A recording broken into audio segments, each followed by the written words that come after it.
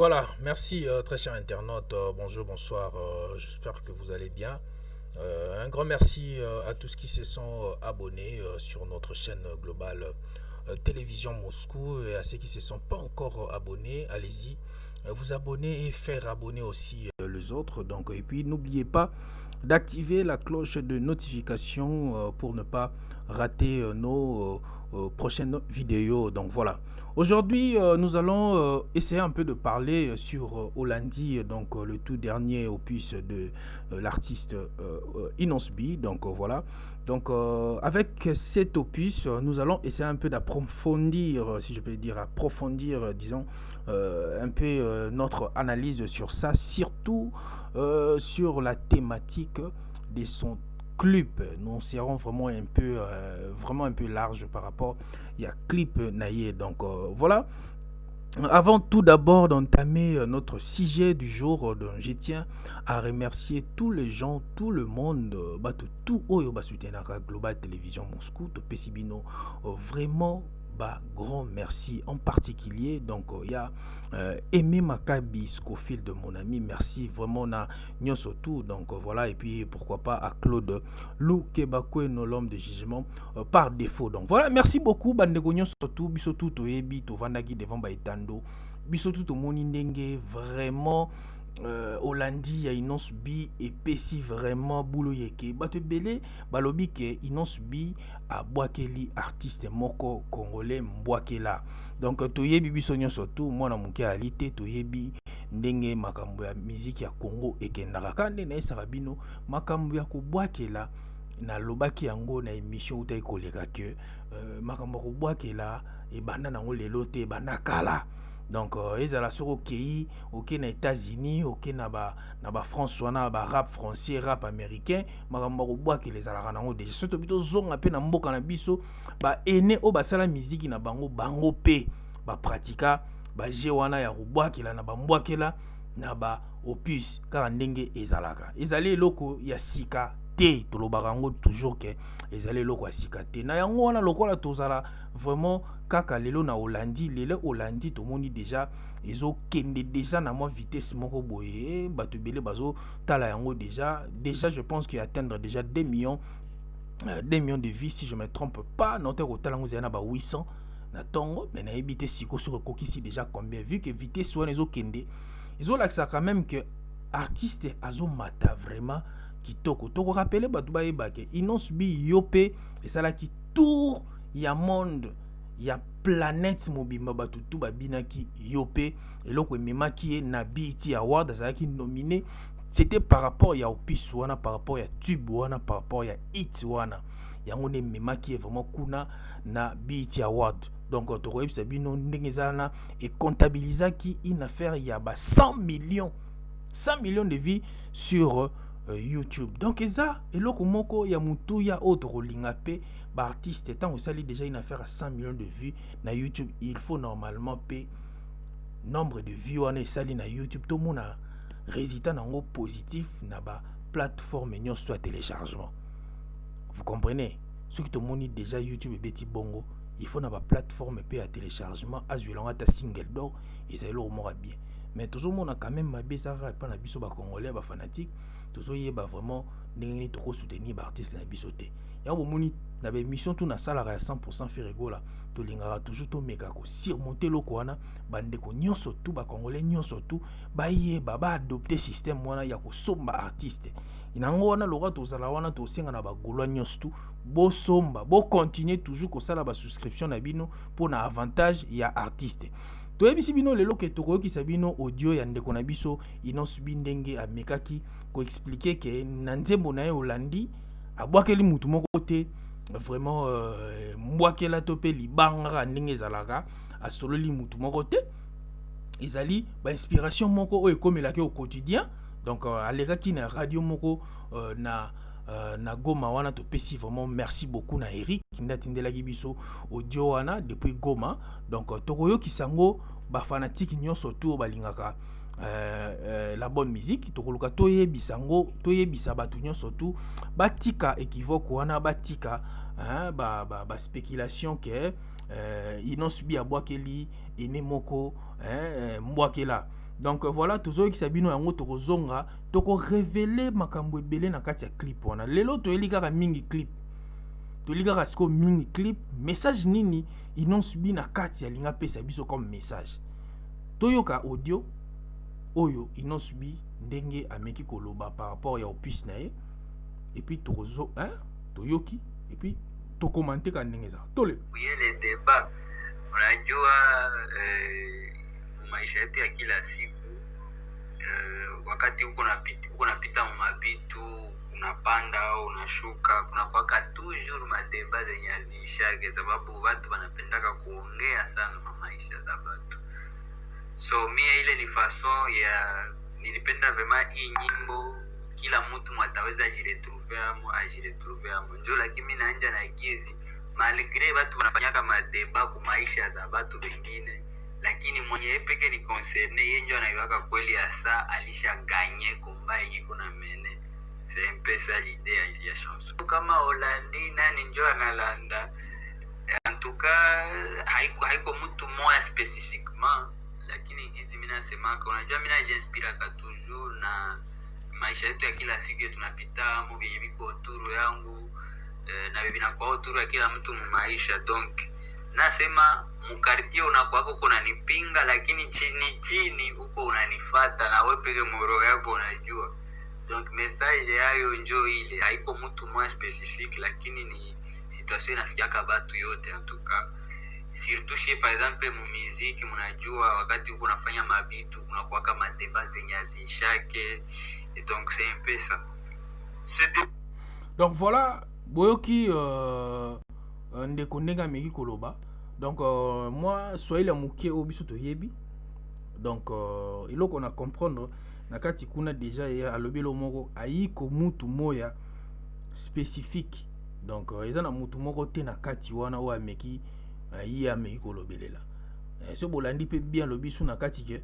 Donc ezaba inspiration moko oyo yelaka ye aux alentours na ye, donc au quotidien quoi. Donc c'est un peu ça. Donc tout le monde côté ndeko alobite ke abwakeli mutu mbwakela. Mais toyebi ndenge musique ekendaka. Bon, biso tokoki koya ko affirmer kombo mutu te. Ou ça tukoloba ke non te, oui réellement abwakeli kingani te. Tokende toujours na conditionnel comme d'habitude ndenge zalaka. Ndeko asali opus na ye babi, c'est lui qui se sent piqué, donc connaît l'affaire. Donc c'est un peu ça, totikala toujours na contexte wana. Donc nakomona ndeko ndenga lobi bo comprendre que abwaki loko ne kubwaka. Donc ezara nango pe soki atakinaki mutu, et c'est tout à fait normal. Ya onka na lobi ke eza ba fanatique nde ba tchaka conflit wana et pas ba leader. Yango to beta siete makasi ba leader bozala toujours na ba nerf solide. Ezala bureau, ezala fanatique moko akoti sabino, donc to yebi que le respect entre ba leader na ba leader, entre bango na ba kwen na bango respect zala. Mais na ndenge bande comme susu bazo traiter inonce bi d'impoli et consort, mais to lukato rappeler na bande konyo surtout que na musique d'abord yo mukolo oyo oza mukolo c'est respecter na kwen na yo, betandule na bien respecter petit na kwen na ye, okomona ke petit pas respecter yo. Donc ya mutu ya obiso to lobara yango wana. Donc mutu na mutu sala ndule na yo na kwen na yo respecter petit. Soko ye o clasher na musique soki o clasher petit pas o luka clasher parce que petit ça va fanatique na ye, yo poza na fan na yo. Donc voilà eloko biso to konga to loba vraiment par rapport ya ndenge sujet oyo bat balobi que non abwakeli musicien songolo. Mais pour na ko kota siko kande to yebisi bino ke to ya ko meka moi ko révéler babiloko moko bo eza un peu caché, to loba même sous message moko ezaki codé na kati ya clip wana. Bon to zala vraiment to luka to expliquer ba comprendre ba opé baza trop spirituel ba comprendre pe. Donc bolandela to mona to pèse exemple moko to mona clip ya ndeko na biso Maître Gims, le prix à payer ezali pe na ba message moko ezaki codé ozali na kati. Il y a eu de messages codés. To mekaki po osala lango ba analyse. Je pense que bino tout bomonaki ndenge masolo ekendaki, ndenge bato bele pe basalaki ba analyse na bango. Mais to kotiela bino d'abord eloko liboso biso to meki ko mona, to moni d'abord ndeko na biso atieli biso perroquet. Oto bengi bongo chaku. toyebi Tchakou ba option nini Tchakou azawa nango. Tchakou d'abord azaka makelele et puis en même temps Tchakou akopiaka akolaka. Eloko c'est-à-dire eloko soko lobby mbala moko Tchakou azwaka yango mbala moko yepa lobby yango. Donc sikoyo tokosenga na ba journaliste o ba okutana na artiste bazui na plateau ba biloko bino boko poser comme question yango wana. Pourquoi ocheli biso Tchakou? Zomona pourquoi ocheli biso Tchakou?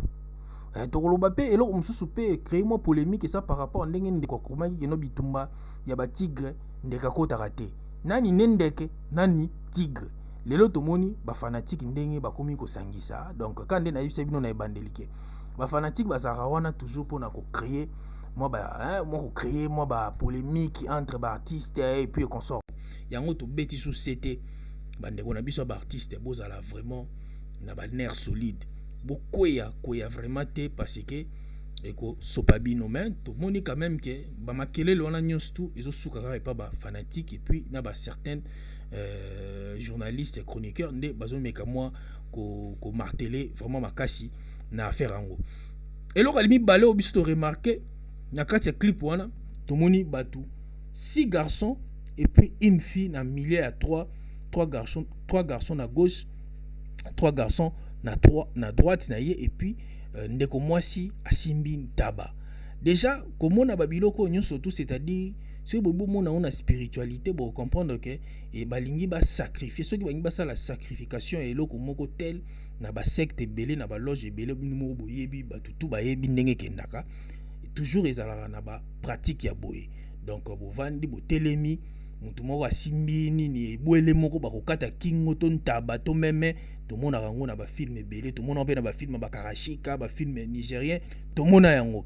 Donc je pense que inosbi peut-être ça un message moko alinga pesa batu awa donc yango tolobi susu oyo musicien oyo to le musicien donc journaliste oyo to chroniqueur oyo rejoindre na plateau en tout cas ça ba point moko fort ya ko poser artiste au lieu ya ko kenne na ba polémique moko ezanga tina. De préférence il faut que tout artiste message na nini ezana kati na clip oyo il est important ya ko poser comme question yango oyo ezomonana. Tokozala kande na préciser bien tokozala vraiment na texte te tozala mingi kaka na audio donc plutôt tokozala plus na nini na visuel en fait tozala toujours na visuel c'est-à-dire clip tokozala clip nde to na vraiment poso to na vraiment posa ya ko solo la.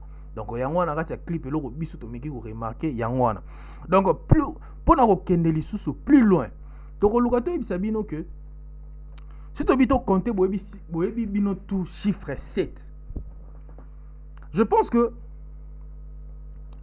bato yo bazota la biso bato basambelaka bayebi chiffre 7 elinga représenter nini. Toko kende tolakisi bino toyebi que chiffre 7 engolakisa le 7 sacrement. Les 7 sacrements. Donc awa na 7 personnes au batelemi awa et présenter biso et représenter biso les 7 sacrements. 3 na gauche, 3 na droite et puis maman na biso na katikati et puis so botali robe na alati ezana message moko ezawana si ba signe ezawana.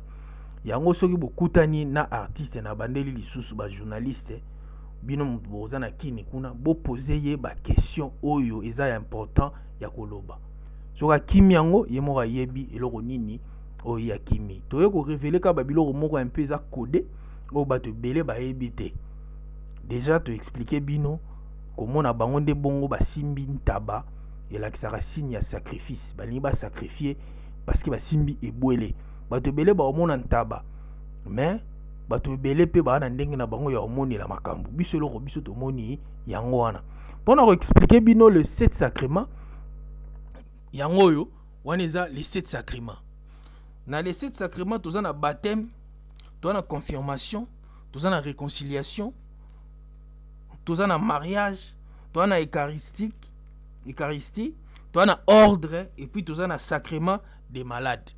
Yangwana o bino bomoni les 7 sacrements. Pour nous faire comprendre, ba comprendre na batu msu ba yebi eloko ba bengi sacrement te. Tomeki kosa la bino moi définition mokie. Babi un sacrement est dans la théologie de l'église catholique.